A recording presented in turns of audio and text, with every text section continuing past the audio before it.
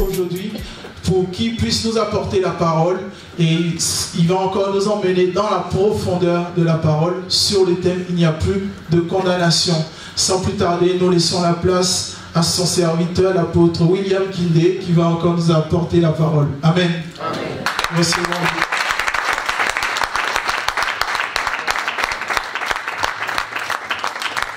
Gloire à Dieu, gloire à Dieu. Merci bien. Là, on a acclamé pour l'apôtre, mais nous voulons acclamer le roi des rois.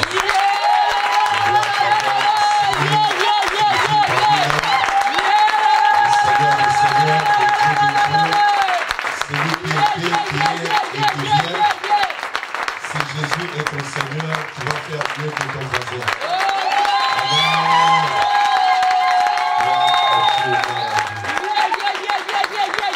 Salut pour moi, ton frère qui est à ta gauche, à ta droite. Regarde tout droit dans les yeux. Dis à ton frère, il n'y a plus de condamnation pour ceux qui sont en Jésus. Gloire à Dieu. Amen. Amen. Merci, nous pouvons prendre place, que Dieu vous bénisse. J'ai béni encore le Seigneur pour l'occasion qu'il me donne d'être là au milieu de vous. J'entends parler de cette œuvre de loin. Je connais trop bien l'apôtre Steve, son épouse. Et aujourd'hui, je vis encore les enfants. Je suis très béni. Et je crois aussi que Dieu a réuni son peuple pour un but. Dieu ne peut pas organiser de telles assises pour ne pas te parler et t'orienter. Si Dieu veut bénir la vie d'une personne, il lui accorde 3 éléments. Dieu arrange des circonstances, Dieu envoie un messager et Dieu dispose un temps. Et je sais que Dieu a disposé ces temps et il a arrangé les circonstances pour que nous ayons ces séminaires. C'est pour amener quelqu'un quelque part. Et je crois que je ne parlais pas de ton voisin, je disais Dieu va t'amener quelque part. Amen. Dieu a un plan pour tout un chacun de nous. Amen. Et il y a un temps fixé par Dieu. Et je crois que ça, c'est un temps fixé par Dieu. Amen. Amen. Que Dieu soit loué. J'ai été béni pendant tout ce temps que nous avions été là devant la présence de Dieu. Merci à la chorale, félicitations, une bonne musique, Maman Déborah, j'ai trop aimé. Et j'ai écouté le deuxième CD tout au long de notre chemin avec le frère Samuel, de l'aéroport jusqu'ici. J'étais très béni. Je ne pensais même pas que c'est toi qui avais fait cette musique. Voilà comment Dieu nous soutient. Amen. Amen. Vraiment, apôtre, merci. Merci pour la confiance, merci pour l'invitation. Et je crois que nous allons passer un bon moment devant sa présence. Amen. Amen. Amen. Nous voulons partager ensemble quelques versets. J'aimerais qu'on puisse s'élever et lire la parole, juste pour honorer la parole. Jésus est la parole. Et voyons. Nous allons prendre notre verset de référence ou de base, Romains chapitre 8, verset 1er.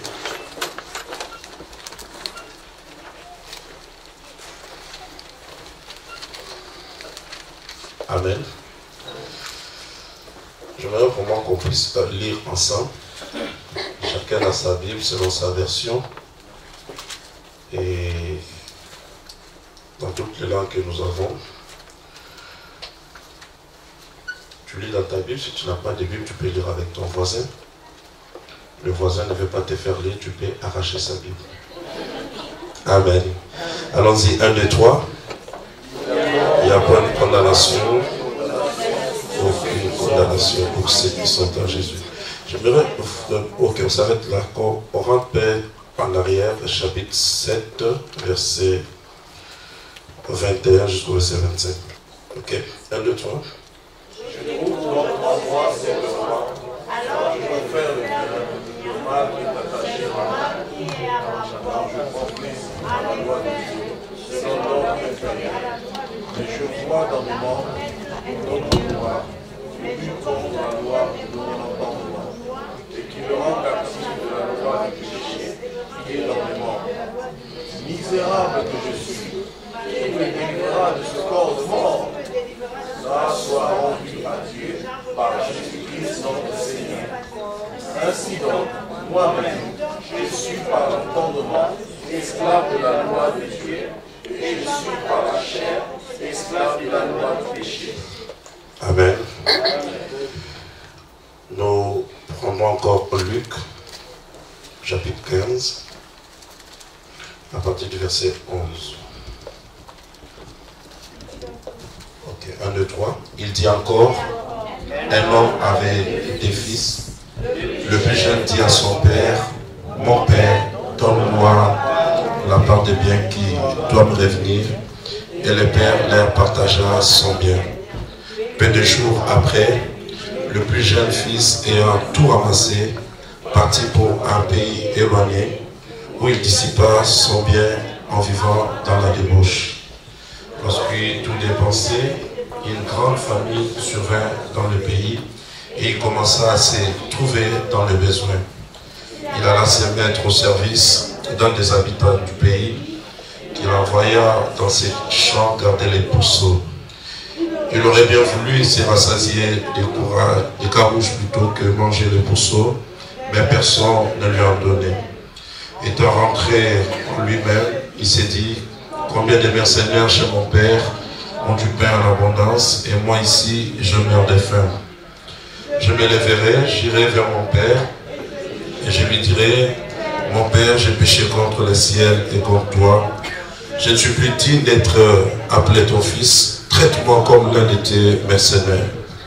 Il s'éleva et il alla vers son père. Comme il était encore loin, son père le vit et fut ému de compassion. Il courut se jeter à son cou et le baisa. Et le fils lui dit, mon père, j'ai péché contre le ciel et contre toi. Je ne suis plus digne d'être appelé ton fils. Mais le père dit à ses serviteurs, apportez vite la plus belle robe et la revêtez. Mettez-lui un anneau au doigt et des souliers aux pieds. Amenez le veau gras et tuez-le. Mangeons et réjouissons-nous.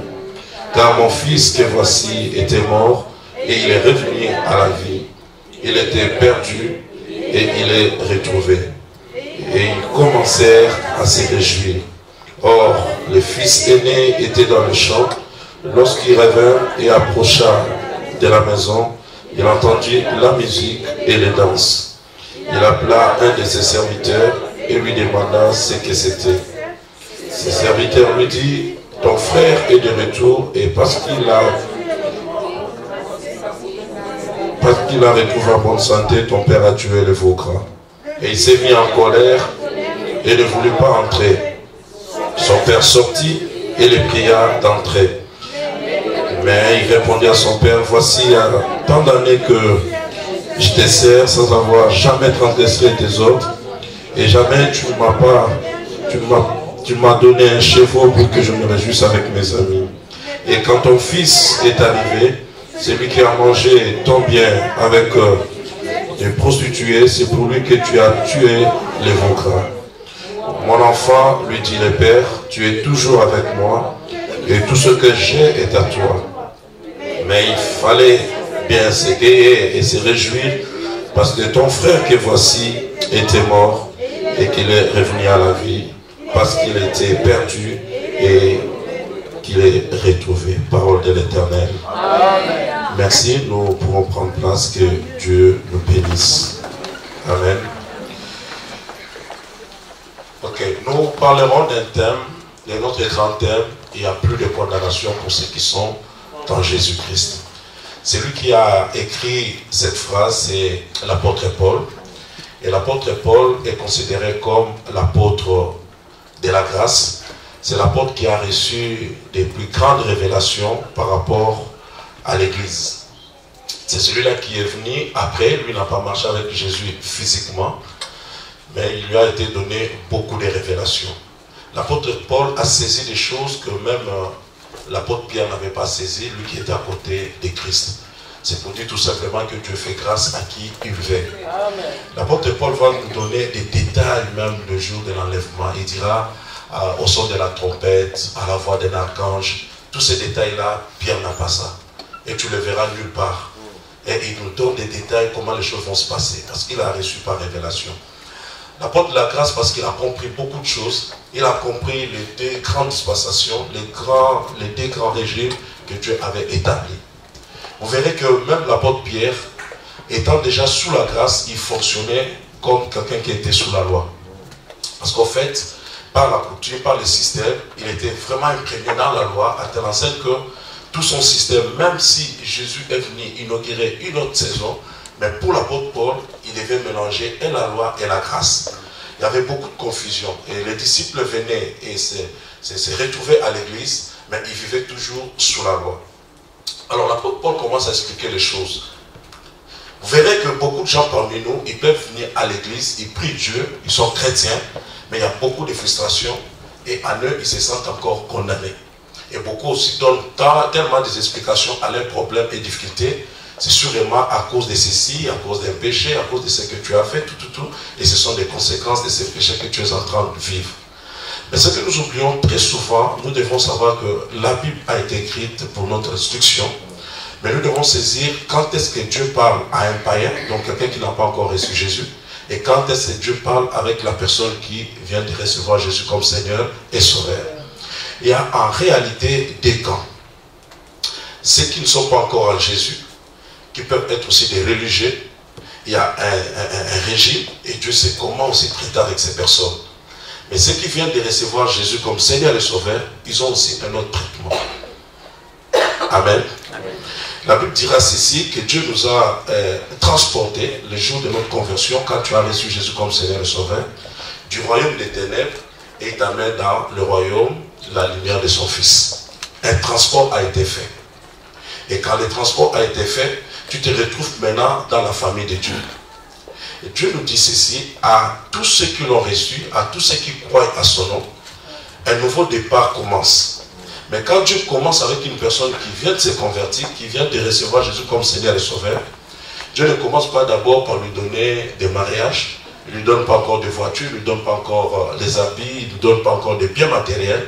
Mais la Bible dit, à tous ceux qui l'ont reçu, à tous ceux qui croient à son nom, il leur a donné le pouvoir de devenir enfants de Dieu. La première des choses que Dieu va faire dans ta vie, c'est de te donner le pouvoir de rentrer dans ton état initial, selon l'homme que Dieu a créé à son image. L'homme qui a perdu l'image de Dieu. Car l'homme a péché, non seulement qu'il a perdu l'image de Dieu, mais c'est en ce moment-là que l'homme fut condamné.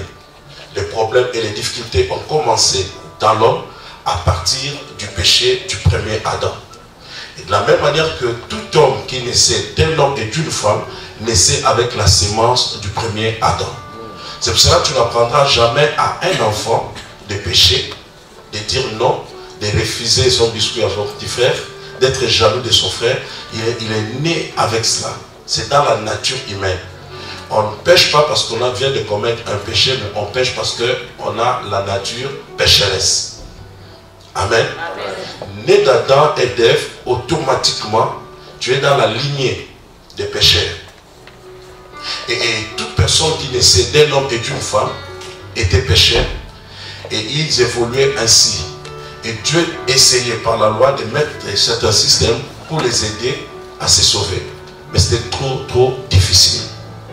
Alors au temps marqué par Dieu, Dieu va maintenant envoyer son Fils. Celui qui est appelé le second Adam. Tout cela pour que Dieu récupère ses enfants selon son image.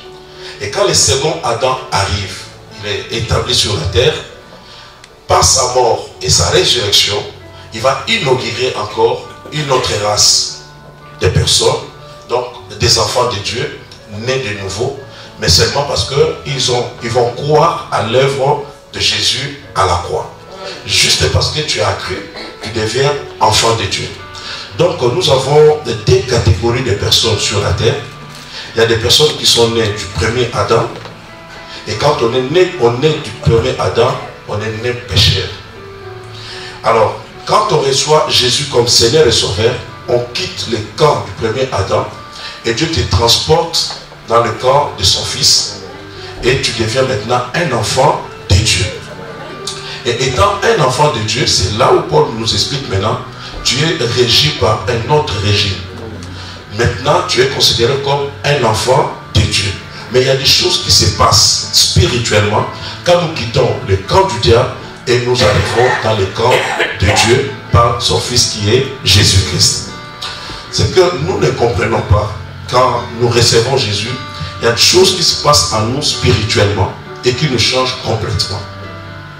Quand nous n'avons pas ces informations, nous pouvons être dans la vie chrétienne, on est dans l'église, mais on vit encore comme un païen, on pense encore comme un païen, on est encore régi par certaines lois. Et on croit très souvent au mensonge du diable. On ne s'accepte pas, on ne croit pas à tout ce que Christ a fait pour nous à la croix. Dès que Dieu t'appelle et que tu donnes ton cœur à Jésus, tu acceptes Jésus comme Seigneur et Sauveur, tu deviens son fils. Il y a des choses qui se sont passées au niveau de ton esprit, de ton âme et de ton corps. Amen. Je vais citer quelques éléments pour que nous comprenions bien ce que je suis en train de dire maintenant. Quand nous disons qu'une personne est sauvée, qu'est-ce que nous pensons? Il a reçu Jésus, il a la vie éternelle. Mais en réalité, quand quelqu'un est sauvé, il y a 3 éléments qui entrent dans sa vie, qui commencent déjà à changer dans sa vie pour l'amener dans cette dimension de devenir enfant de Dieu. Physiquement, tu ne changeras pas. Tu vas porter les mêmes traits physiques. Peut-être aussi au niveau de caractère, tu ne vas pas changer les mêmes jours. Mais dès que tu reçois Jésus comme Seigneur et Sauveur, ton esprit vient d'être changé. Alors ton amen ne me convainc pas. Automatiquement, Dieu change ton esprit. C'est comme ça qu'on dit naître de nouveau. Dieu n'améliore pas ta vie, mais Dieu vient de te changer complètement. Parce qu'en réalité, dans l'homme, c'est l'esprit. C'est pour cela qu'on parle de la nouvelle créature. Tu n'es plus la même personne que ton père et ta mère ont connu. Tu es une autre personne. Mais tu ne crois pas à ça parce que tu te vois, quand tu es devant ton miroir, tu es la même personne par rapport à l'enveloppe. Or, l'enveloppe, ce n'est pas toi. C'est pas toi. Je vais dire autrement. Je viens de l'Afrique. Chez nous, là-bas, on peut avoir une carrosserie de la Mercedes, mais les mécaniciens peuvent mettre le moteur d'une Renault. Maintenant, quand la voiture passe, on te demande quelle est la voiture qui est en train de passer. Une personne dira c'est la Mercedes. Or, dans la voiture, c'est le moteur qui compte. Donc, en réalité, tu resteras la même personne, mais Dieu vient de changer un moteur. Alors, ce que Dieu vient de changer en toi, c'est ton esprit. C'est pour cela que tu n'auras plus la même vitesse que tous les membres de ta famille. Alors, tu vas t'avoir. Tu ne resteras plus la même personne parce qu'il y a quelque chose qu'on vient de changer en toi. Un jour, un enfant de la même famille appelé David est venu dans le champ de bataille. Il trouve que ses frères sont là, très bien formés dans l'armée pour combattre Goliath, mais ils n'arrivaient pas à combattre Goliath. Les petits s'élèvent et prennent la charge de combattre Goliath. Et le roi le connaissait. Parce que quand il est venu pour la première fois dans la maison du roi, c'était pour jouer de la harpe et aider le roi à être soulagé par rapport à des mauvais esprits qui le dérangeaient. Donc il le connaissait. Dès qu'il est entré dans la maison, dans le palais royal, on doit te présenter. Tu ne peux pas entrer comme cela. On dit c'est le fils d'Isaïe, c'est David. Il revient encore dans le champ de bataille, il pose encore la même question, c'est qui? On lui dit non, ses frères sont là, il y a Abinadab, Eliab, tout ça, ce sont ses frères qui travaillent toujours avec toi. Donc il connaissait le petit David. Quand le petit David lui demandait d'aller combattre, il le connaissait, il lui a même donné sa tenue et le petit a refusé. Mais quand tu lis la Bible, tu trouveras, maintenant quand David affronte Goliath, la Bible dit quand David maintenant courait pour affronter Goliath, le même roi s'élève et pose la question à son général. Il dit de qui il est fils. Normalement, cette question n'a pas de place. Parce que tu connais la personne, tu l'as déjà présenté. En fait, le roi voulait dire, j'ai ses frères ici. Ils n'ont pas la même vitesse comme ces petits. S'il est le fils de son père Isaïe, il devait aussi trembler comme ses frères. Mais lui, il est différent et il pose la question de qui il est fils. Le général qui connaissait très bien David va dire, mon roi, mon âme, ton âme est vivante, je ne sais pas. Or, en réalité, il sait. Parce que la question n'était plus sur le plan physique, mais la question était sur le plan spirituel. Je tiens une personne, ton vrai toi, c'est ton esprit. Or, quand tu reçois Jésus, Dieu change ton esprit. Tu as maintenant l'esprit qui ne pêche plus. C'est pour ça que la Bible dit ceux qui sont nés de Dieu ne pêchent plus. Mais tu verras que sur le plan caractère, sur le plan de ton corps, tu as encore tendance de pécher. Mais au niveau de ton esprit, tu ne pêches plus. Tu ne sais pas. Je voulais dire seulement qu'au niveau de ton esprit, tu es devenu une nouvelle personne. Automatiquement, le même jour que tu reçois Jésus comme Seigneur et Sauveur. Maintenant, il y a un problème au niveau de ton âme. Parce que ton âme a enregistré plusieurs informations. L'âme est comme l'hard disk. C'est là où tu as reçu les informations au niveau de ta famille, à l'école, avec des amis. Mais très souvent, ce sont des fausses informations. Et ces informations-là t'amenaient à fonctionner. Parce qu'en fait, tu n'obéissais plus à la loi de Dieu où l'esprit devait te commander avec l'esprit de Dieu. Mais c'est l'âme qui avait le dessus. Maintenant, ton âme, il y a un travail que Dieu doit faire avec ton âme. C'est à partir de la parole de Dieu. La parole que tu écoutes maintenant vient comme l'eau pour laver ton âme, pour changer ta mentalité. C'est comme ça aussi que ton caractère sera changé. Alléluia. Et le corps ne fait que subir le loi, soit de ton esprit ou de ton âme. Mais quand tu es dit que tu es sauvé, il y a 3 éléments qui entrent en compte et nous allons voir cela. Le jour où tu reçois Jésus comme Seigneur et Sauveur, instantanément, automatiquement, tu es né de nouveau, tu es une autre personne. Amen. Amen. Tu es une autre personne. Mais ces choses qui arrivent instantanément dans ta vie sont aussi progressives. La première des choses qui entre en compte quand tu reçois Jésus, c'est la justification. Dis à ton voisin la justification. La justification n'est pas un terme biblique d'abord, c'est un terme juridique. Ok? Il y a beaucoup de termes, c'est comme ça que Jésus n'était pas compris à son époque. On les traitait même d'un homme politique. Parce qu'il utilisait trop les termes des Romains. Quand Jésus dit je bâtirai mon ecclésia, les Romains écoutaient autre chose. Parce que l'ecclésia c'était l'ensemble des personnes qui étaient tout autour du roi, qui décidaient avec le roi. C'est pour cela qu'il a dit, maintenant, quand vous avez la révélation, tout ce que tu lieras ici-bas sera lié au ciel. Donc tu décides ensemble avec le roi. C'est pour ça qu'il dit qu'il lui aussi il aura son ecclésia. Les Romains ont compris que lui aussi il aura son gouvernement. C'est pour ça qu'un homme comme Pierre est toujours à côté pour demander, mais entre nous là qui est le plus grand, il savait que c'était lui le plus grand, mais sa question était pour être positionné comme premier ministre. Amen. Il était trop sûr que le gouvernement est là.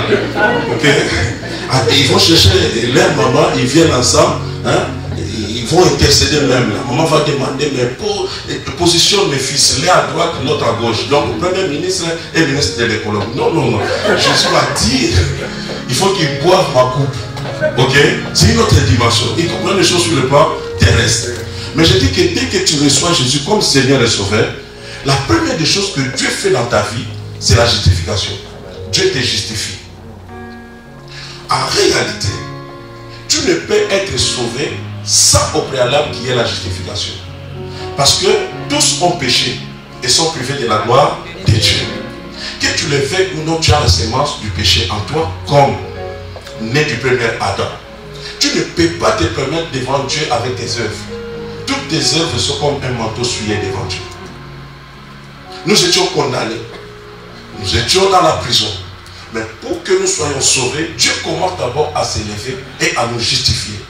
Dieu nous déclare libres. Et Dieu nous déclare sans péché. Et c'est là où nous avons des difficultés. Dès que tu reçois Jésus, tu es une nouvelle créature parce que tu viens de naître de nouveau. Pour Dieu, tu es innocent, tu n'as jamais commis de péché. Amen. Dieu d'abord ne travaille pas avec des prisonniers. Là où nous étions dans la prison. Je donnerai l'exemple de Joseph. Joseph est dans la prison, il a la tenue de prisonnier. Mais quand le roi l'appelle, avant même que Joseph se présente devant le roi, on l'a déjà coiffé, on l'a changé d'habit. Or, normalement, on ne pouvait pas coiffer Joseph. Parce que la condition était, il doit se présenter devant le roi, expliquer les rêves, et si maintenant il explique très bien les rêves, c'est alors qu'il sera acquitté. Normalement. Étant étranger, il ne pouvait pas être coiffé seul. Les Égyptiens étaient coiffés. Mais on le coiffe, ok? Donc on les rend déjà un Égyptien. Avant de voir le roi, il n'a pas encore expliqué les rêves. Mais comme il doit voir le roi, il ne peut pas se présenter avec la tenue des prisonniers. Donc déjà dans la prison, on a changé, on l'a lavé, on a mis un habit de justification. Comme quoi qu'il n'est plus prisonnier. Donc quand Dieu t'appelle, automatiquement sur le plan spirituel, on te justifie d'abord. Oh, tu m'attends pas. Donc tu n'as plus de péché parce que tu ne peux pas se présenter devant lui comme péché. Donc dès que tu as l'appel de Dieu, tu dois déjà être à l'aise que sur le plan condamnation, ce que tu devais payer à cause de tes péchés, Dieu te justifie. Dieu te justifie non à cause de tes œuvres. Parce que le père de la foi n'a jamais été justifié par les œuvres. Et le père de la foi, c'est Abraham. La Bible dit quand il a cru à Dieu, Dieu l'a imputé à justice. Amen. Comment Dieu va appeler Abraham le père de la foi? Alors qu'il y a eu aussi des personnes qui sont venues après Abraham qui ont démontré la foi. Un homme comme Élie qui appelle le feu. Un homme comme Josué qui arrête le soleil. Mais en fait, Abraham, Dieu lui demande de sacrifier son fils. Abraham est d'accord. Ok? Et il prend aussi le fils sans parler à Sarah. Il amène le fils. Ils arrivent sur la montagne. Et il a déjà le couteau pour tuer le fils. Et Dieu va dire arrête. Parce que j'ai vu maintenant que tu meurs. Maintenant, Paul va nous expliquer tout ce qui s'est passé dans la vie d'Abraham dans le livre des Romains. Il dit que Abraham avait cru que Dieu était capable de ressusciter son fils. Or, si j'ai la foi aujourd'hui, comme j'ai eu des problèmes d'avoir des enfants, je suis allé dans la Bible, j'ai lu Sarah, j'ai lu Élisabeth et Anne, j'ai eu la foi pour pouvoir avoir des enfants. Amen. Maintenant, Abraham va croire à Dieu que Dieu va ressusciter son fils, mais il n'y a jamais eu au préalable des résurrections dans la Bible où Dieu a ressuscité un mort. Mais lui, pour la première fois, il croit que c'est Dieu là. Même si on ne l'a pas vu, on n'a pas écrit, mais je crois certainement qu'il peut ressusciter mon fils. Et quand Dieu a vu ça, Dieu a dit inutile d'attendre les autres. Je te considère déjà père de la foi. Tu vas encourager une personne dans cette salle. Toi-même à des choses que tu n'as jamais vues. Il y a quelqu'un qui a chanté, il est plus grand que ce que nous chantons, ce que nous pensons. Dieu est au-delà de ce qui est écrit dans la Bible. Vous savez que la Bible dit que si on écrivait tout ce que Dieu, Jésus a fait, il n'y a aucun livre qui peut contenir ça. Donc ne lis pas seulement la Bible et que tu t'arrêtes là. L'Esprit peut t'aider à comprendre. Il peut aller avec toi très très loin. Amen. Oh, dis Amen bien.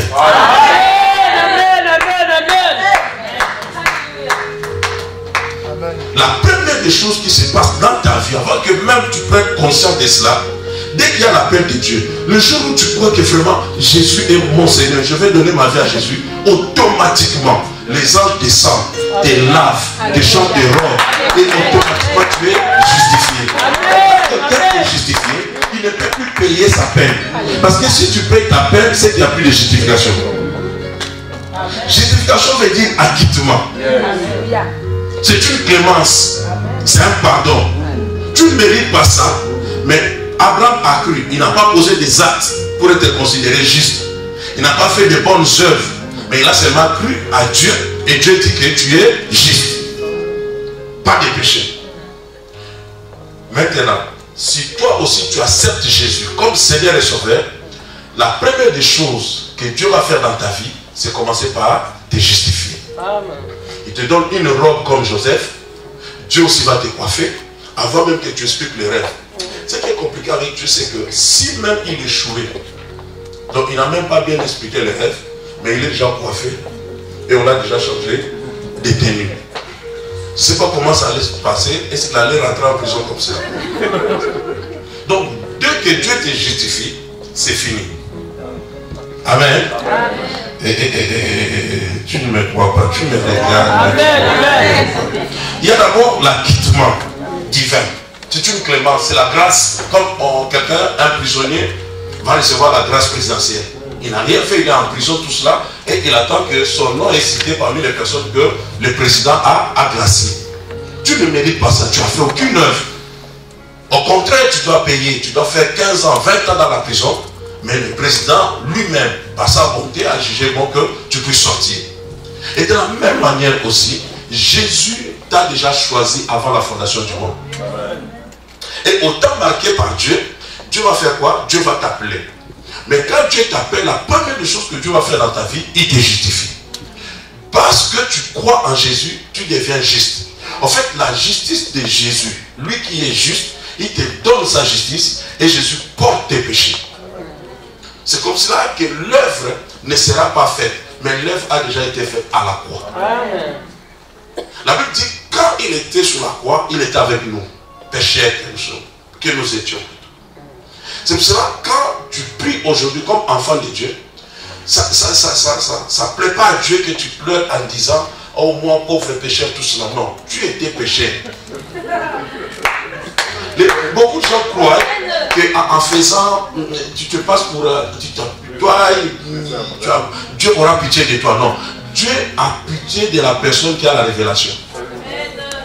Tu ne m'as pas compris. Amen. Amen. Dieu n'a jamais donné la clé à une personne qui n'a pas la révélation. Jamais. Il faut prier par révélation. Il faut comprendre qui tu es.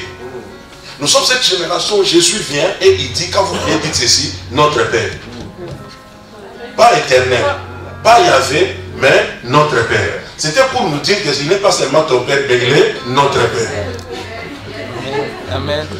Tu commences à l'appeler Père. C'est que Abraham n'avait pas eu comme privilège. David ne peut jamais se lever avec toute sa royauté et appeler Dieu Père. Quelle grâce. Amen. Parce que Dieu connaît la nature humaine. Si Dieu attend seulement jusqu'à ce que tu sois justifié pour qu'il te sauve, cela ne va jamais arriver. Lui-même va porter la charge, va porter ton fardeau, tes péchés, et Dieu maintenant se charge de te justifier. Parce que tu crois en Jésus, Dieu te rend juste, il te proclame juste. Et tu dois toi-même commencer à croire que tu es juste. Tu n'es pas juste à cause des actions, mais tu es juste par la foi. Amen. C'est un don de Dieu. Amen. Tu crois à cela et Dieu te justifie. À part la justification, nous avons la régénération. Ça veut dire la nouvelle naissance. C'est un réveil qui vient au niveau de ton esprit.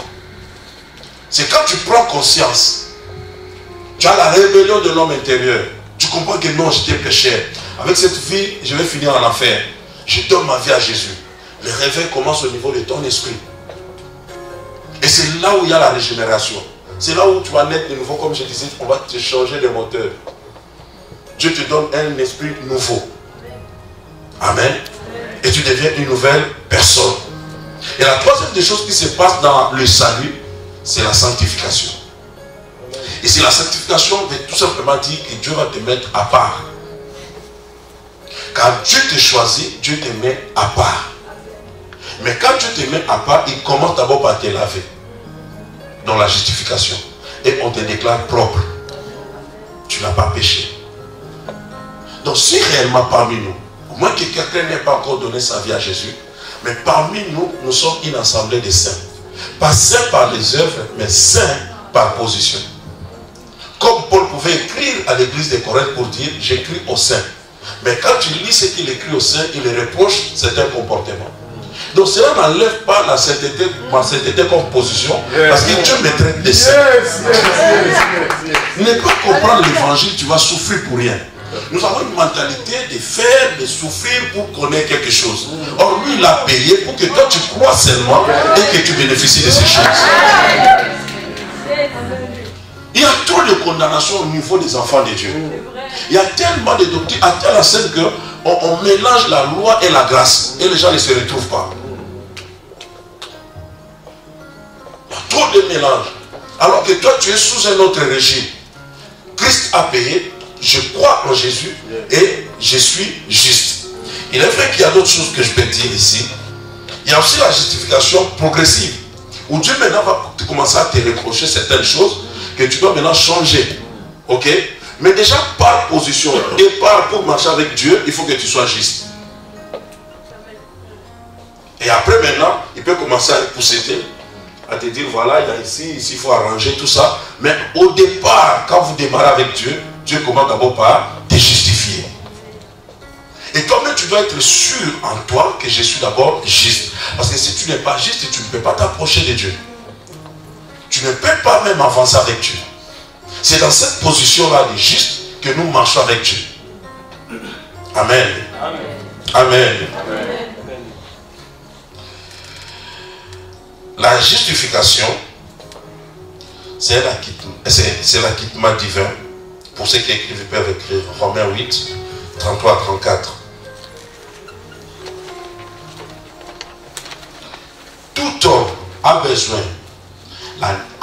besoin de la nécessité de justification.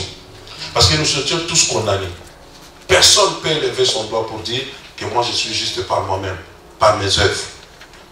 Mais on était tous condamnés par le péché, par la nature pécheresse. Je dis que tu ne pêches pas parce que tu fais du mal, mais il y a une nature qui te pousse. Même Paul a pleuré. Il dit je veux faire du bien, mais je sens pousser vers le mal. C'est à cause de la nature. Maintenant, quand Dieu te change, il change ton esprit, il te donne une loi qui te donne la domination sur le péché. C'est comme la loi naturelle qui ne permet pas qu'un corps puisse voler ou rester dans l'espace. Mais les hommes ont trouvé une autre loi et qui maintenant positionne même l'avion dans l'espace et qui peut prendre aussi beaucoup de temps sans tomber. La loi de Dieu, que Dieu nous donne maintenant par l'esprit, nous donne aussi la force de dominer sur la chair. C'est pour ça que tu comprendras que les choses que tu faisais enfant, sans effort aujourd'hui, tu n'arrives plus à les faire. Écoutez, ça peut choquer quelqu'un. Quand la vie chrétienne devient difficile de la vivre, c'est qu'il y a un problème. Parce que tu ne souffres pas pour respirer. Ce que tu as déposé dans ton corps comme système, ça fonctionne. Amen. Or, si c'est ta vie chrétienne, tu vas souffrir. Mais comme c'est la vie que lui te donne, ça deviendra facile avec toi. Ça devient ta nature. Tu la vis. Tu te réveilles comme juste. Tu marches comme juste. Tu proclames ta justice. Amen. Maintenant, quand le diable reviendra, il trouvera que tu as la connaissance. Parce que la vraie délivrance, c'est d'abord la connaissance. Mon peuple périt par manque de connaissance. Quand tu comprends que tu es juste, quand même le diable va revenir, tu lui diras que je suis justifié. Amen. Parce que, en fait, la force du diable, c'est de te condamner. Mais comment il va le faire? De te ramener dans le passé. Or, il ne sait pas qu'il y a des époques dans ta vie. Il y a une époque où tu étais Simon, mais maintenant tu es devenu Pierre. Pierre n'est pas Simon. À une époque, tu étais Jacob, mais maintenant tu es devenu Israël. Remarque très bien. Quand Dieu veut parler à Simon, la même personne Pierre, mais quand Pierre est dans la chair, Dieu l'appelle Simon. Mais quand Pierre maintenant évolue en esprit, Jésus l'appelle Pierre. Celui qui devait être réclamé, c'était Simon. Il dit, Simon, Simon, le diable t'a réclamé, mais j'ai prié pour toi. Mais dans la dimension de l'esprit, quand il faut ressusciter ta vie, on n'est pas allé chercher Simon. On est allé chercher Pierre. En toi, il y a des dimensions. Que personne ne t'arrête. Que personne ne te dise que tu ne peux pas aller de l'avant parce qu'il te regarde toujours avec l'air de Simon. Mais il oublie que tu es devenu. Même Jésus lui-même, étant homme, bébé, 100% homme, un bébé qui pouvait porter les pampers, on lui donnait aussi du lait, il plairait aussi, et il est allé travailler avec son père comme charpentier. Ça, c'est un Jésus homme. Le même Jésus, il peut être dans la barque et il va somnoler comme tout homme. Mais quand on le réveille et qu'il y a la tempête, il ne parle pas au vent comme homme. Il parle au vent comme Christ. Jésus-Christ, ce n'est pas son surnom. Il est le roi. Et c'est dans cette dimension-là qu'il parle. Je vais dire à quelqu'un que le diable ne te condamne plus parce que toi tu n'es pas condamné. Quand Dieu te regarde, Dieu te voit juste. Et beaucoup de gens croient que Dieu nous traite de juste à cause de nos œuvres. La Bible dit que tout ce que nous ferons devant Dieu et tout ce que nous demanderons, il faut le demander au nom de Jésus. Ça veut dire que quand lui il est Jésus avec sa taille et moi je suis un pécheur, mais Dieu ne me voit pas. Si je vais devant Dieu et que je prie, je demande, Seigneur, regarde-moi, nous sommes nés d'une famille pauvre, ça même, Dieu est découragé quand il écoute de telles prières. De telles prières ne sont pas exaucées. Beaucoup de gens croient que si vous versez des larmes, pleurez, Dieu sera touché. Dieu n'est pas un homme, Dieu ne vit pas dans les sentiments. Dieu vit dans sa parole.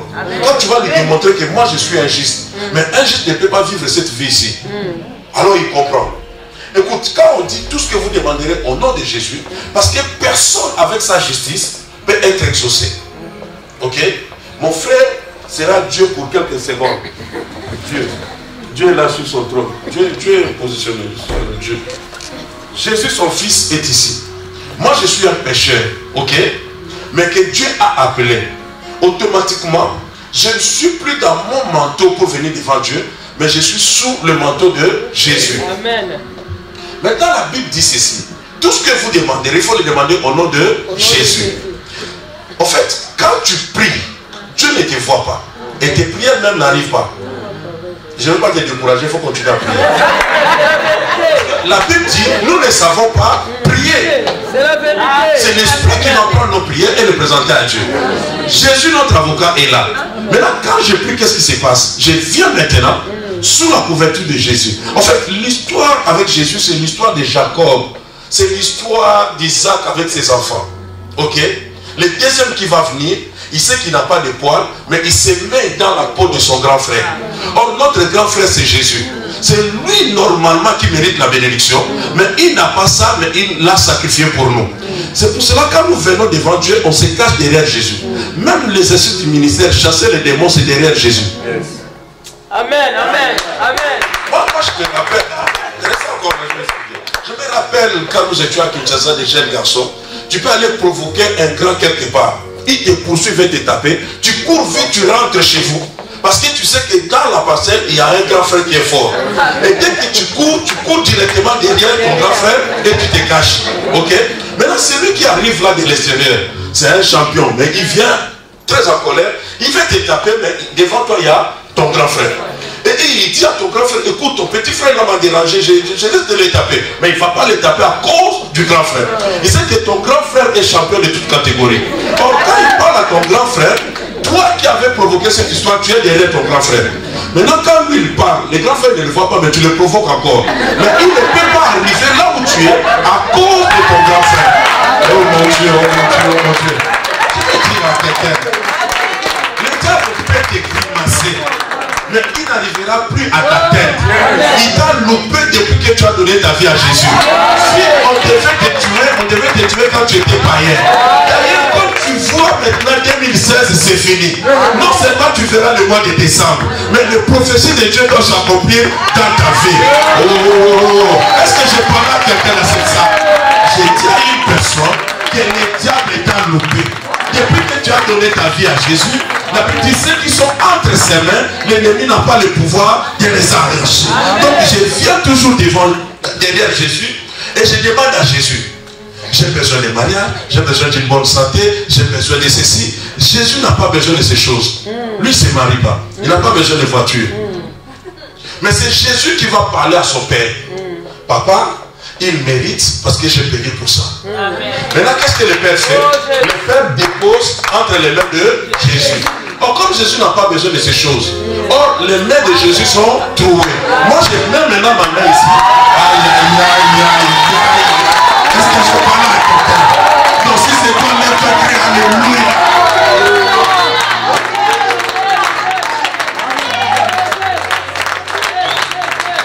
Un justifié est conscient de son identité. Est conscient de ce qu'il est.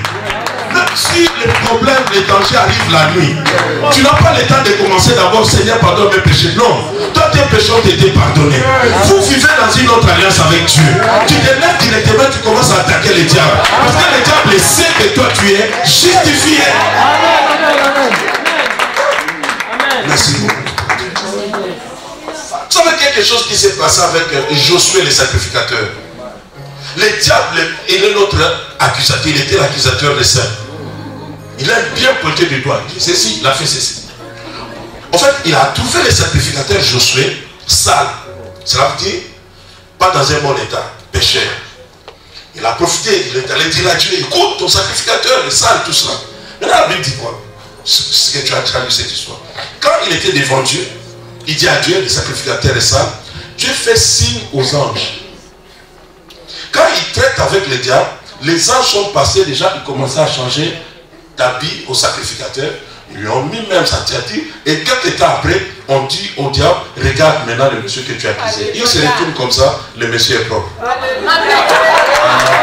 crois pas, tu es trop timide ce soir. Je parle plus des sacrificateurs, je parle de toi. Il a fait de nous un royaume de sacrificateurs. C'est toi que Dieu a justifié. Maintenant, j'ai pris avec cette pensée, depuis que tu es en Christ, de dire que si j'ai cette maladie, c'est à cause de Dieu. Mais tu es bien content quand il attend ça. En fait, il n'a plus droit sur ta vie. Mais quand tu lui donnes le droit, il dit ok, il croit que c'est moi qui fais ces choses. Il n'a plus droit. Tout ce qui nous arrive, c'est sous le contrôle de Dieu. La Bible dit le malheur atteint souvent comment? Le juste. Mais la Bible ne dit pas Dieu la délivre quelquefois. Mais Dieu dit Dieu la délivre toujours. C'est au travers des problèmes que Dieu va se glorifier. Les problèmes là ne viennent pas pour t'écraser, les problèmes ne viennent pas pour te condamner, parce que toi tu n'es pas condamné. Mais les problèmes viennent pour montrer ta vraie identité. Oh, je dis que tu iras de l'enfant. Est-ce que je parle à quelqu'un ici? D'ailleurs, quand je te regarde, tu n'es pas de la race des personnes qui doivent échouer. Pourquoi tes ennemis te font la guerre? Parce qu'ils savent que toi tu dois avancer dans la vie.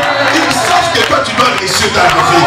Mais toi-même tu es en train de pleurer. Toi-même tu ne crois pas que tu vas arriver. Non, non, non, je vais dire à quelqu'un, nous aurons notre télévision. Je vais te dire que tu vas avancer, mon frère. Je vais te dire que tu auras une grâce. Et si quelqu'un croit, ça dit yes.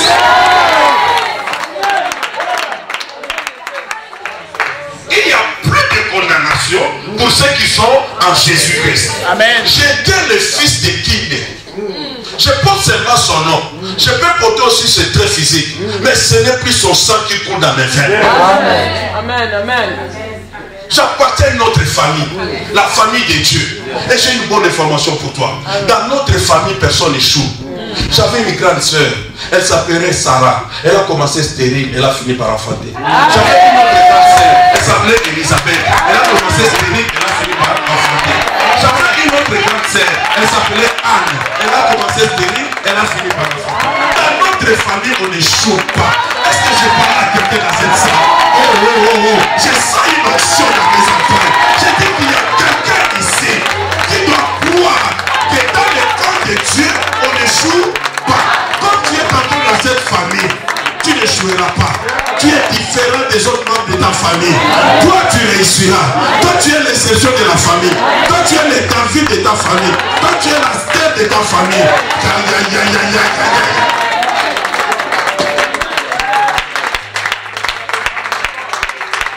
Laissez-moi maintenant t'amener dans notre texte de Luc 15. La Bible nous dit ceci. Un père avait des fils. Le père est encore vivant. Et ça m'a choqué. Le deuxième fils vient. Il n'est même pas l'aîné. Il dit, papa, donne-moi la part de mon héritage. Normalement, on attend la mort de son père pour hériter. Donc, en quelque sorte, le papa pouvait dire, ce petit, c'est un sorcier. Le petit fait ma mort. Comment je suis encore vivant? Et il vient me demander sa part d'héritage. C'est encore compliqué, maman Déborah, c'est quoi? Le papa a quand même donné. En fait, le petit n'était pas un ignorant. Le petit sait que ses pères ne mourra jamais. Celui qui est mort ne meurt pas des fois. Est-ce que tu sais de qui je parle? Puisqu'il est vivant, il ne va pas mourir. C'est le temps de prendre l'héritage maintenant. Est-ce que je parle à quelqu'un? Non, non, non. J'ai dit, c'est la révélation qui va t'amener quelque part. Si tu n'as pas la révélation, tu vas mourir comme tout homme. Mais toi, tu n'es pas un homme. J'avais dit que vous êtes des dieux. Il faut voir les choses autrement. Le petit a observé ses papas. Il a vu comment il fonctionne. Il dit, ce père ne mourra jamais. Si j'attends, je serai comme mon grand frère. Il vient, il dit, papa, donne-moi ma part. Le père n'hésite pas, il lui donne la part. C'est que le père a compris que le petit a la révélation. Je dis que tu auras la révélation et tu iras très loin. Jésus n'a pas dit que je vous donnerai les clés. Ils étaient au nombre de 12, mais il a dit je te donnerai. Parce que celui qui a reçu la révélation, c'était Pierre, c'était pas tout apôtre. C'est comme cela le jour où ils étaient devant la belle porte, ils ont trouvé un paralytique, ils ont commencé à parler en termes de deux. Parce que c'était Pierre avec Jean. Ils vont dire ensemble que nous n'avons ni or ni argent. Nous deux. Mais quand il faut soulever cet homme, Pierre va récupérer la situation. Parce que c'est Pierre qui a la clé. Pierre va dire, mais c'est qu'il cherche. Il n'a pas dit c'est que nous avons. Il n'a pas dit c'est que nous avons. Laissez-moi dire à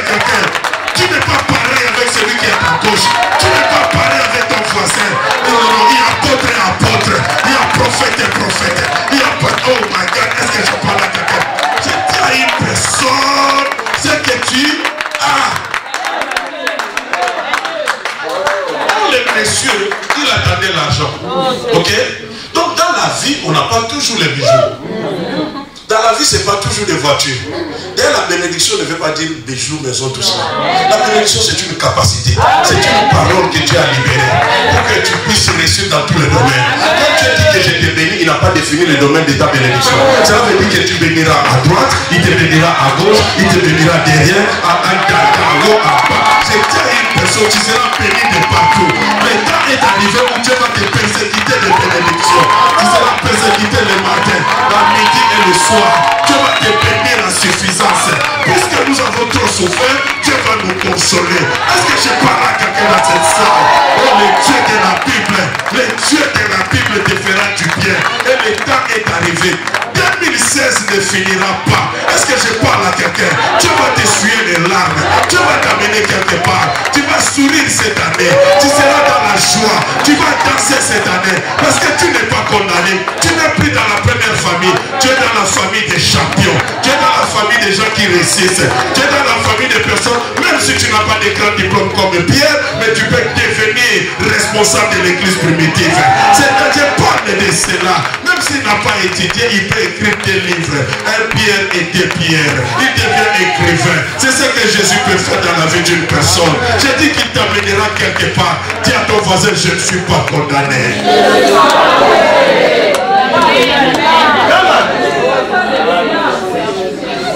Le papa donne la part d'héritage. Le petit va aller. Le petit va jouer avec l'argent, avec des prostituées. Ok? Mais bien que le petit est parti, mais le papa avait toujours une pensée par rapport à son fils. C'est pas si quelqu'un dans cette salle a laissé Dieu, ou il n'est plus en communion avec le Seigneur. Mais sache que Dieu pense toujours à toi. Amen. Depuis que tu es parti, Dieu pense à toi. Il mange, il pense à toi. Même quand ils étaient dans la maison, les grands frères ne savaient pas que le papa avait toujours le souci du fils qui est parti. En fait, les yeux du père étaient toujours à l'extérieur. Bien qu'il mangeait, mais il regardait encore les chemins où le petit est parti. Et se disait s'il pouvait revenir. C'est pour cela que la Bible dit, là où il est allé, il a commencé à souffrir. Et il a pensé, je peux revenir chez mon père. Juste le penser. Je dis à quelqu'un, tu vas prendre la plus bonne décision de ta vie ce soir. Juste de penser de revenir dans la maison du Père. D'être encore en communion avec ton Père. Dès qu'il a pensé à cela, la Bible dit que le petit a pris les risques. Il dit, mais je ne veux pas rentrer comme fils, même comme un simple mercenaire et serviteur. Mais on n'est pas fils parce que, au fait, par rapport à une déclaration, on est fils par le sang. On est fils par une position, on est fils par une adoption. Amen. Amen. Maman, croyez-moi, même si aujourd'hui, tu as 2 mois, 3 mois, tu marches à 4 pattes, mais cela ne veut pas dire que tu es un chien. Amen. À un certain moment, on peut te confondre.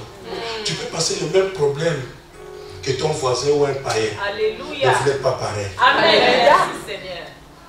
C'est pas parce que je marche à 4 pattes aujourd'hui que tu vas me traiter de chien. C'est une personne. C'est l'identité, c'est la nature qui compte. On peut être à côté aussi des chiens. Moi aussi, je fais comme un chien, mais lui, il est un homme. Vous comprenez? Bien aimé dans le Seigneur, ton identité en Christ. C'est là où se trouve le combat. La première des choses que le diable a attaqué au premier Adam, c'est de lui faire douter de son identité. Quand il revient encore auprès du deuxième Adam, il dit, si tu es le Fils de Dieu, toujours douter de ton identité. Mais je vais te dire une chose. Après ce séminaire, tu dormiras, tu te réveilleras, je suis juste. Tu dormiras, tu te réveilleras, il n'y a pas de condamnation. Tout ce qui t'arrive, gloire à Dieu. Je bénis le Seigneur. Parce que tu sais que tu es maintenant une autre race. Tu appartiens à une autre famille. Il y a des positions dans cette famille-là. Il y a des manières de parler. Il y a des manières de se comporter. C'est comme ça que tu ne peux pas faire des choses comme tout le monde. C'est à cause de ton identité. Regardez les petits Williams, les petits, encore qui sont petits frères Henri. Sont des petits, il y a beaucoup, aujourd'hui ils sont grands, mais quand ils étaient encore trop jeunes, il y a d'autres jeunes qui prennent la drogue à gauche à droite, on n'en parle pas. Dès que le petit prince d'Angleterre a pris, on en parle partout. Parce qu'en fait, c'est sa classe. Sa classe. Ils sont petits, ils vont pleurer leur maman, ils sont en costume, ils ne pleurent pas comme tout le monde, ils se contrôlent. En Afrique, on dirait ces enfants vraiment n'ont pas pitié. Hein. Mais en réalité, ils étaient formés depuis l'enfance que vous serez des rois. Et un roi ne pleure pas devant tout le monde. J'ai dit qu'il y a une formation aussi dans ta vie. C'est comme ça que Joseph aussi ne se dévoile pas devant les Égyptiens. Il fait sortir les Égyptiens et puis il dit à ses frères, c'est moi Joseph. J'ai dit à une personne, tes problèmes ne seront pas connus par les païens. C'est à cause de ton identité. C'est à cause de ton identité. Je vais souffrir ensemble avec mes frères. On va pleurer ensemble. Mais quand si un païen arrive, je suis le larmes, je dis tout va bien.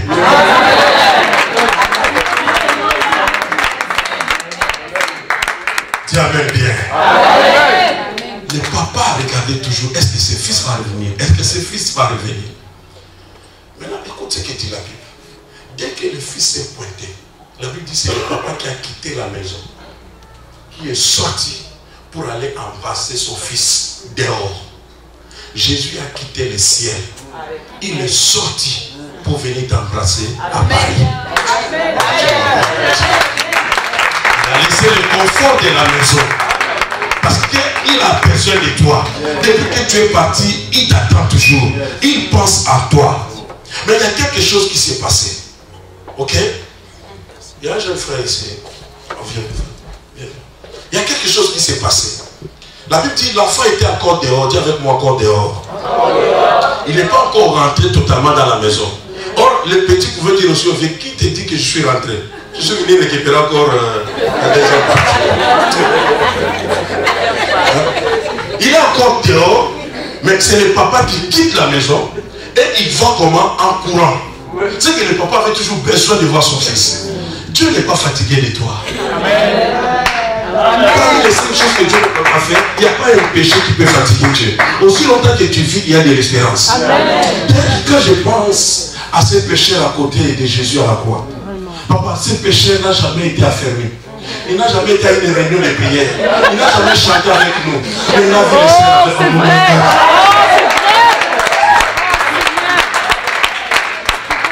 Wow. Il est avec Jésus à la croix. Ils sont condamnés. En fait, hein, c'est comme si on est pareil. Mais ce pécheur va dire à Jésus, il dit, quand tu seras dans ton royaume. Mais qui lui dit que Jésus a un royaume alors qu'il est sale, il a le sang, il est déshabillé comme ça, mais il a vu un roi.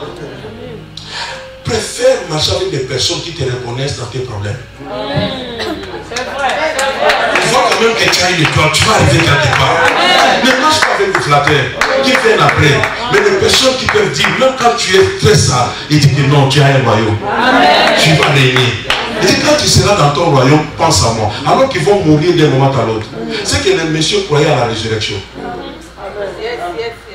Mais il n'a jamais assisté à une réunion de Jésus. Vous voyez la grâce de Dieu.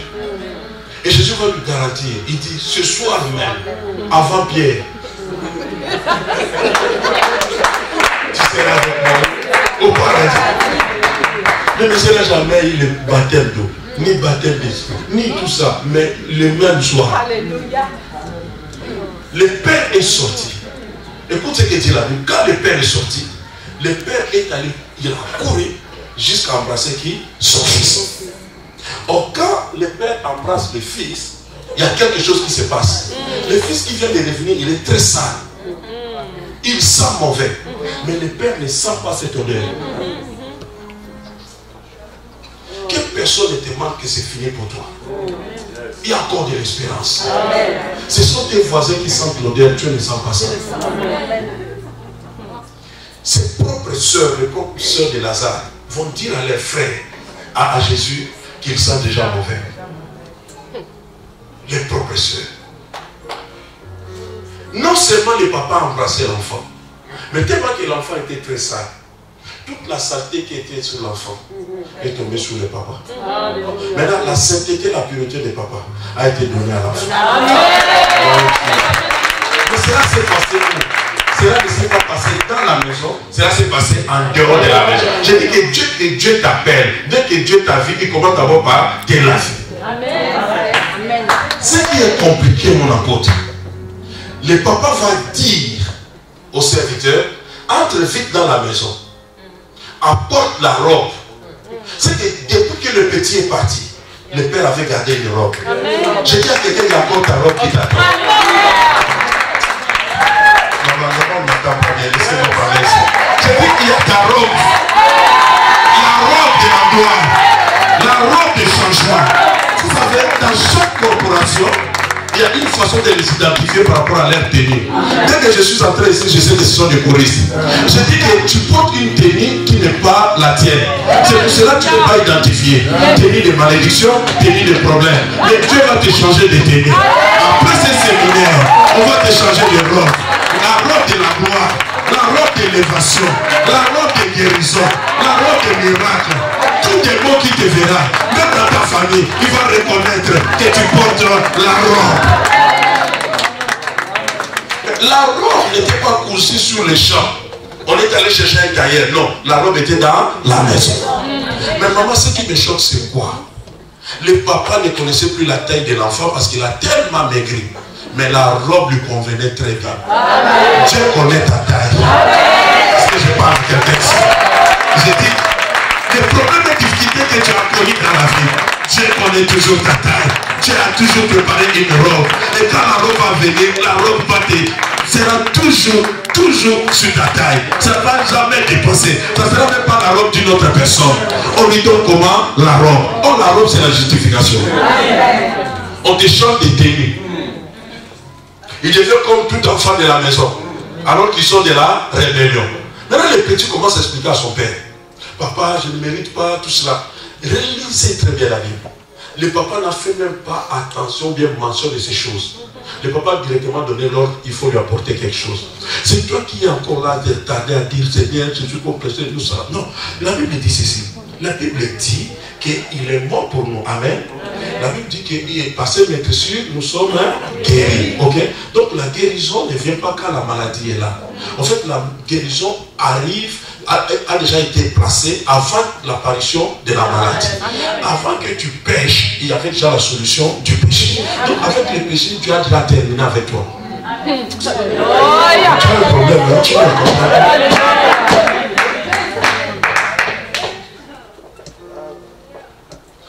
Dieu t'a lavé. Il t'a justifié. Or, si tu es justifié, tu ne peux plus être condamné. Sinon, tu n'as pas été justifié. Il lui donne la robe. Dieu ne s'attarde pas à écouter les explications du Fils. En plus, Dieu dit, amenez aussi l'anneau. Signe d'alliance.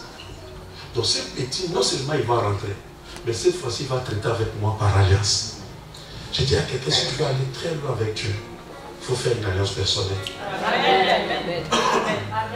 Pas l'alliance collective, pas l'alliance de l'église, mais ton alliance personnelle avec Dieu.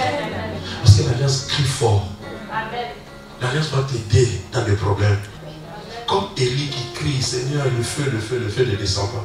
Mais quand il dit, où est le Dieu d'Abraham, le Dieu d'Isaac, le Dieu de Jacob, Dieu s'est souvenu de l'alliance.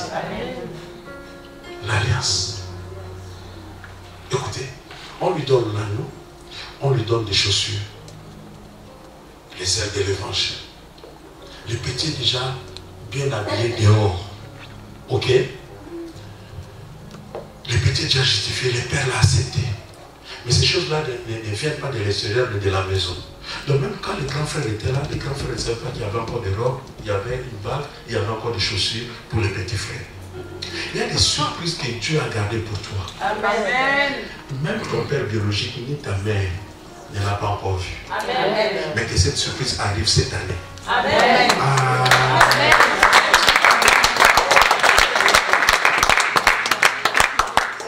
On a cherché ce qui est à toi cette année et qu'on te le donne. On donne aux petits. Écoutez maintenant ce qui se passe. Quand on a donné aux petits, la Bible dit ceci. D'abord, le grand frère arrive. Il attend la musique. Il attend des bruits. Il dit, il doit y avoir quelque chose dans la maison. Mais qu'est-ce qui se passe? Écoute, il y a ton petit frère qui est rentré, le papa, le grand frère, tout ça. La Bible dit que le grand frère s'est fâché. Il était dehors, il ne voulait pas entrer. Laissez-moi aider une personne. Ce que tu as pour toi, même si ton ennemi se fâche, même s'il n'est pas d'accord, Dieu ne va jamais arrêter la musique. Ta fête va continuer. Non, quelqu'un ne va pas bien écouter ici. Le grand frère croyait que le père allait dire arrêter un peu la musique parce que le grand frère est fâché. Non, ta colère ne va pas changer la décision de Dieu. Qu'il soit sorcier 1000 fois, ça ne changera pas Dieu. Mais que le diable devienne diable 100 fois, ça ne dérangera plus. Parce qu'au fait, ta musique ne sera plus arrêtée. La fête que Dieu veut inaugurer dans ta vie est continuelle. Tu vas sourire le matin, tu vas sourire la midi, tu vas sourire le soir. C'est là le problème. Le problème, c'est déjà passé. Maintenant, c'est une autre saison. C'est une saison de gloire. Maintenant, quand le grand frère se fâche, le petit frère est déjà dans la maison, il est en train de fêter avec tout le monde. Le grand frère se fâche, il est dehors. Vous voyez ce que la Bible va nous dire? Le père va sortir, d'accord. Mais le père ne dit pas, oh, le grand frère s'est fâché, il faut arrêter la musique, il faut, oh, tout ça, il faut adoucir un peu son caractère, c'est pas ça. C'est le père qui sort et commence à traiter avec le grand frère dehors. Mais quand il traite avec le grand frère dans la maison, la fête continue. Ce que je suis en train de te dire, comme tu es guéri, là tu es guéri une fois pour toutes. Amen. Écoute, on ne traverse pas la mer rouge des fois. Quand tu as traversé, tu as traversé. Mais pas seulement le Jourdain qui sera devant toi. Donc les problèmes que tu as connus les années passées, tu ne connaîtras plus cette année. Amen. J'ai dit c'est passé, c'est passé. Le combat que tu as connu les années passées, tu ne vas plus le connaître. Tu as déjà traversé la mer rouge. Devant toi, il n'y a que les Jourdains. Et après les Jourdains, tu es dans la terre. J'ai dit à quelqu'un cette année que tu vas atteindre, tu vas atteindre, tu vas atteindre. Tu arriveras là où Dieu a décidé de t'amener. Si tu crois, tu dis amen bien. Qu'il se fasse, c'est son problème. Que ton ennemi devienne ennemi 1000 fois, c'est son problème. Mais ta fête va continuer. Toi, tu vas continuer à sourire. Toi, tu vas continuer à bénir Dieu. Au contraire, tu iras de gloire en gloire. Dieu va changer ta position. Ce que tu es là, c'est le début de l'année. À la fin de l'année, les gens ne vont plus te reconnaître. Je dis, il y a une grâce qui va couler dans ta vie. Il y a des choses que Dieu va ajouter dans ta vie. Oh mon Dieu, mon roi. Est-ce que je parle à quelqu'un? Est-ce que je peux dire quelque chose? Dieu vient d'inaugurer une chose dans cette période. Chez les Juifs, nous sommes dans le mois de Nissan. Or, Dieu a dit à son peuple, pour vous, ce mois ici sera votre mon premier mois. Ça veut dire quoi? Ceux qui ont fêté avant toi, c'est pas grave. Ceux qui ont reçu avant toi, c'est pas grave. Mais toi, tu viens de commencer. Mais tu n'es pas en retard. C'est quelqu'un m'attend très bien. Ta fête vient de commencer. Avec ce séminaire, Dieu vient d'inaugurer de nouvelles choses. J'ai dit que tu verras de nouvelles choses. Des choses que l'œil n'a jamais vues. Les choses que l'oreille n'a jamais entendues. Pourquoi? Parce que tu es dans la position d'un justifié. Et quand tu es justifié, il n'y a plus de condamnation. Abraham n'a jamais tué à cause du problème de la stérilité de sa femme. Elle est liée. On a cherché ce non. Il rendait gloire à Dieu. Tu sais, quand tu rends gloire à Dieu, tu minimises le diable. Il dit, moi je suis là, je croyais qu'on allait me reconnaître, on ne me reconnaît pas, il va lâcher. Parce que tout ce qu'il fait pour qu'il soit reconnu, il fait tout pour qu'il soit reconnu. Mais quand il est là, et toi tu ne fais pas attention, tu continues à bénir Dieu, à élever tes mains, lui-même il va lâcher. Quand Zacharie est muet, on peut amener l'apôtre loin de la tête au plan des pieds. Zacharie ne va jamais parler. Parce que ça ne vient pas du diable. Étant justifié, tout ce qui m'arrive, c'est Dieu qui l'a permis. Le diable n'a plus toi sur ta vie. Le diable doit aller contrôler ses enfants là-bas. Toi, tu es d'une nouvelle race. Même le petit Henri, quand il va en Afghanistan en pleine guerre, il est protégé. Tu ne peux pas te laisser comme ça. Il t'a acheté à un grand prix. Écoute, on croit que le diable a le pouvoir sur tout le monde. Il va écraser tout le monde. Non. La Bible dit, le diable est régi comme un lion, cherchant qui dévorer. Maman, s'il a le pouvoir de dévorer tout le monde, il ne va plus chercher.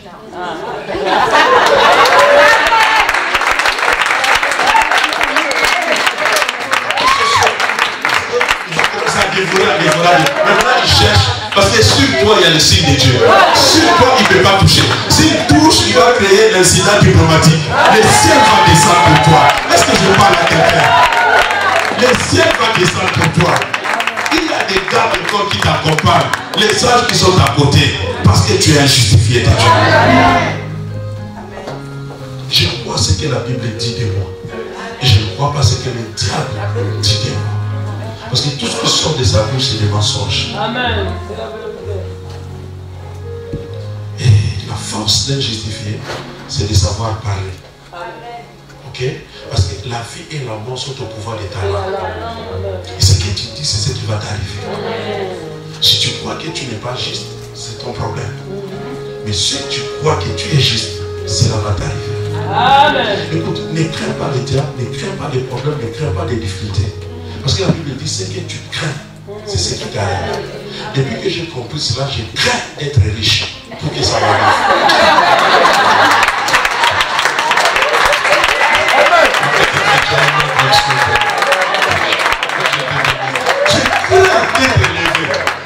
Je crains la gloire. Parce que ce que tu crains, c'est ce qui t'arrive. Il ne faut pas craindre la maladie. Il ne faut pas dire que mon père est mort de cancer. Moi aussi je vais mourir de cancer. Toi tu fais partie de la famille de Dieu. Toi tu es une autre personne.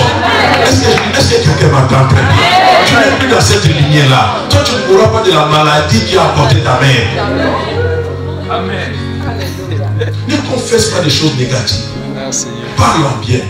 Parle comme un justifié de Dieu. Amen. Je suis béni de Dieu. Amen. Déclare que je suis la fille de Dieu. Amen. Je suis une princesse de Dieu. Je suis un prince de Dieu. Ce que tu dis, c'est ce qui t'arrive. Oh mon Dieu. Il faut savoir parler. Une maman qui laisse son fils mort à la maison. Oh, les mamans sont trop touchées, tout cela. Mais la maman sort et déclare en commençant par son mari. La femme qui tout va bien, alors que la maman vient de laisser un enfant mort. Si le papa entrait à la maison et trouvait son fils mort, il a dit cette sorcière. Comprenez ça? Comment elle peut sortir et me dire tout va bien alors que l'enfant est mort? Donc c'est elle qui vient de faire ça. Vous comprenez pas ça? Mais c'est la confession positive. En fait, le problème c'est quoi? La maman n'avait pas d'enfant. La maman aussi n'avait pas cherché d'enfant. C'est Dieu qui est venu dans sa maison pour lui donner l'enfant. Or, la maman sait que tout ce qui vient de Dieu ne meurt jamais. Si ce ministère vient de Dieu, que tu montres où tu descends, cela ne va jamais partir. Oh, est-ce que je parle à quelqu'un?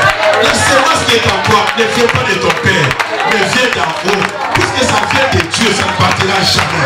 Les gens attendent que tu sois trop bas, tu ne seras jamais bas. Dieu te fera te monter, il va te lever.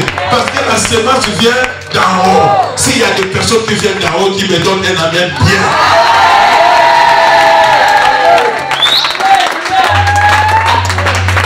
Il n'y a plus de condamnation pour ceux qui sont dans Jésus. Je vais terminer par ici. Je commence la vie de mariage. J'étais pasteur à 22 ans. Je me marie à 25 ans. Ma femme à 20 ans. Et on est de deux pays différents. Mais le médecin va me dire que vous avez le même sang avec ta femme. Et par conséquent, vous ne ferez que des enfants anormaux. Mais dans ma Bible, je vois que je ne suis plus condamné. Les médecins et docteurs spécialistes en gynécologie, pédiatrie, tout cela, je respecte. Mais j'ai aussi un docteur de docteurs. Lui, il guérit par imposition des mains. Oh non, tu m'attends pas bien. Oui, il guérit par la déclaration d'une parole. Je suis allé consulter ces médecins. Nous étions très jeunes, papa. Pas d'expérience. Et Jésus m'a donné le coup d'envoi. Il a dit, si vous me cherchez de tout votre cœur, vos femmes ne resteront jamais stériles. Il dit, tout ce que vous demanderez en priant, croyez que vous l'avez reçu, vous le verrez. Et si Dieu sur la tête s'accorde pour demander une chose, Dieu le fera. Je demande à ma femme, chérie, tu crois ou chérie, je crois. On se tient les mains, récaboché.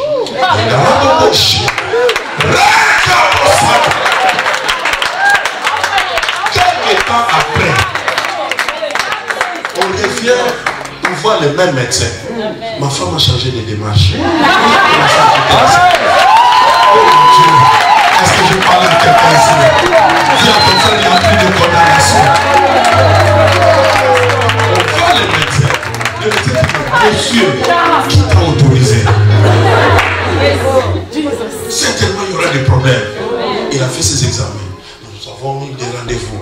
8e mois, il dit ça c'est le début, c'est encore bien, mais à la fin, il va y avoir des problèmes.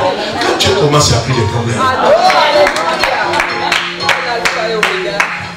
On arrive au 8e mois, le médecin va consulter, il dit, bah, cette fois-ci, je trouve que c'est bon. Le niveau du médecin, il est sous les diables.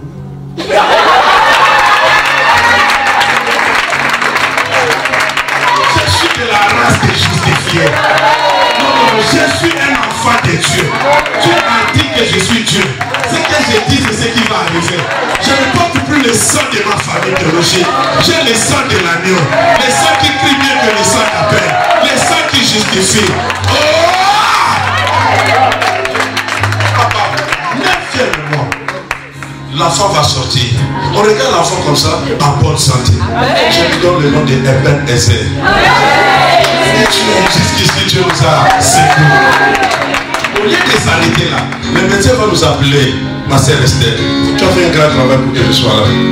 Je vais te bénir demain. Écoute, le médecin va nous dire ceci. Écoute, messieurs, n'essaye pas pour la prochaine fois. Ça, c'est un hasard. On dit, ne sait pas, maman. Mon Dieu ne fait pas d'hasard. Quand il fait une chose, il fera la deuxième. S'il fait la deuxième, il fera la troisième. Je parle à quelqu'un. Il faut que Dieu a commencé dans ta vie. Dieu va terminer cela. Oh, oh, oh, oh. Ça aurait été un problème si Dieu n'avait rien commencé dans ta vie. Mais comme il a commencé, Dieu va terminer. Le médecin nous lance un défi. Il dit, n'essayez pas pour la prochaine fois. Si le médecin n'avait pas lancé le défi, on allait attendre 2 ans. Mais comme il y avait un défi, 1 année après, ma femme change encore. Parce que, en réalité, je n'ai pas vu un verset chapitre 10 fois dans 2 ans. Et la Bible dit, rachetons l'État. Jésus revient bientôt. Aussi quelqu'un m'a dit, amen bien.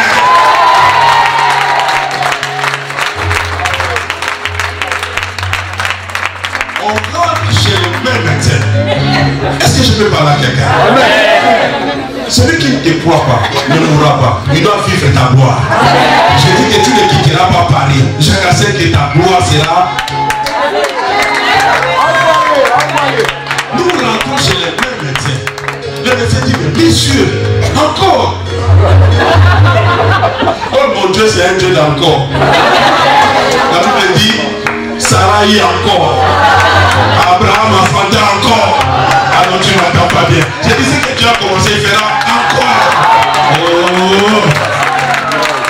Le deuxième arrive.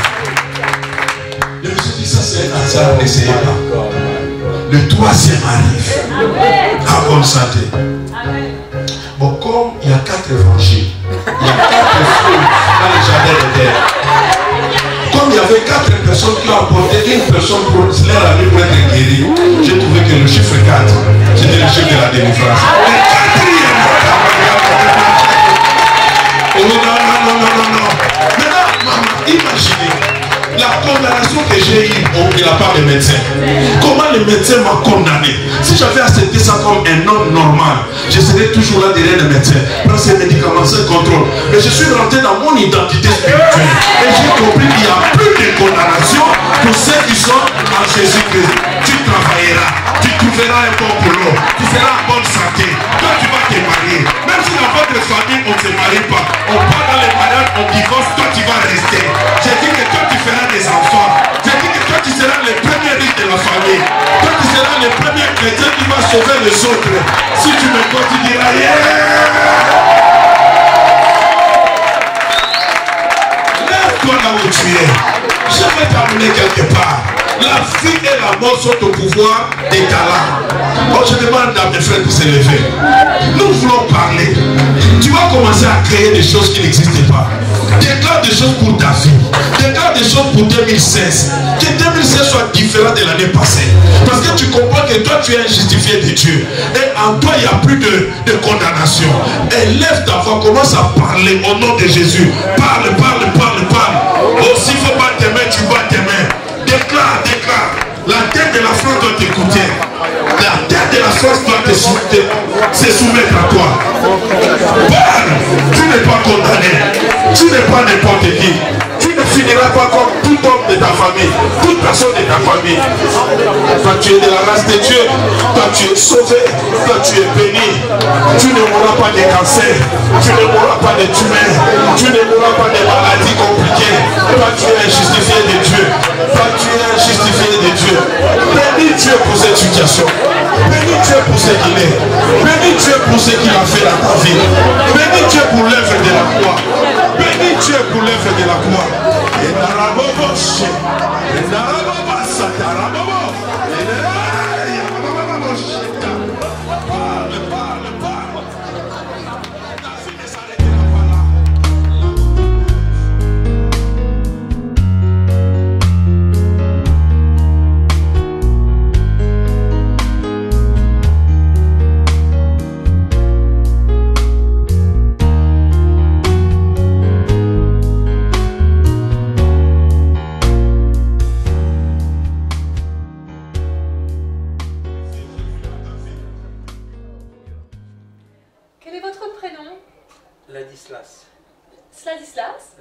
Ladislas. Ladislas, vous venez de quelle ville?